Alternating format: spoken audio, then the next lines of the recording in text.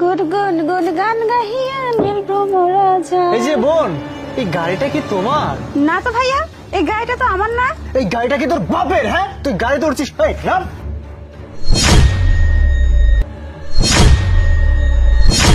ভাইয়া, আপনি আমাকে এভাবে ধাক্কা দিয়ে ফেলে দিলেন কেন? এই ছোট লোকের বাচ্চা, তোকে ধাক্কা দিয়ে দিব না তো তোকে কোলে করে নামাবো? হ্যাঁ, এই এই প্রাইভেট কারে তোকে বসার অনুমতি কে দিয়েছে? হ্যাঁ, এই ছোট লোকের বাচ্চা, তুই যে গাড়ির মধ্যে বসেছিলি, এই গাড়িটা কি তোর বাপ কিনে দিয়ে গেছে? আর তুই কার কাছ থেকে অনুমতি নিছিস? ম্যাডাম, এটা আপনি কি বলছেন? গাড়িতে বসতে আবার অনুমতি লাগে নাকি?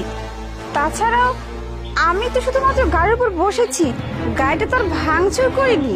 এই ছোট লোকের বাচ্চা, তুই যে গাড়িতে উঠে বসেছিলি, তুই গাড়িটার দাম জানিস? শোন, তোকে না এই গাড়িতে মানায় না, তোকে ওই রাস্তাঘাটে মানায়, বুঝতে পারছিস?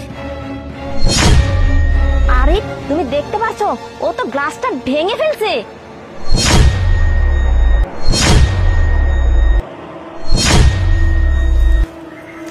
না না ম্যাডাম, আপনি কি জায়গা কথা বলতেছেন? আমি তো শুধুমাত্র গাড়ির উপরে বসেছিলাম, আমি কেন গাড়ির গ্লাসটা ভাঙবো বলেন? আপনারা আমাকে ভুল বুঝতেছেন, আপনাদের কোথাও বুঝতে ভুল হচ্ছে। চুপ কর তুই। তুই একেতে আমার গাড়ির গ্লাসটা ভেঙেছিস, বড় বড় কথা বলছিস না? তোকে তো আমি। কি করবেন? আমাকে মারবেন? শুনুন, আমি তো শুধুমাত্র এই গাড়ির পাশ দিয়ে যাচ্ছিলাম, তখন দেখলাম গাড়ির গ্লাসটা খোলা আছে। কি ব্যাপার, এই গাড়িটা কার? কাউকে তো দেখতেওছি না, এভাবে গাড়ির গ্লাসটা খুলে রেখে গেছে। আরে, গাড়ির ভিতরে এতগুলো টাকা, লোকজন কাউকে দেখতে পাচ্ছি না, এভাবে গাড়ির গ্লাস খুলে ধুয়ে গেছে। টাকাগুলো তো অন্য কেউ নিয়ে যেতে পারে। কি করি এখন আমি? এক কাজ করি, আমি এখানেই থাকি, ওই লোকগুলো আসলে তারপর যাব, তাহলে টাকাগুলো আর কেউ নিতে পারবে না। এবার বুঝতে পারলেন কেন আমি এখানে বসেছিলাম? আসলে বোন, আমাদেরকে মাফ করে দিন। আসলে আমি বিষয়টা জানতাম না যে আমার গাড়ির গ্লাসটা খোলা ছিল। আসলে তো মানে কারো বিরুদ্ধে আসলে না জেনে কথা বলাটা ঠিক না, আমরা ভুল করে ফেলেছি।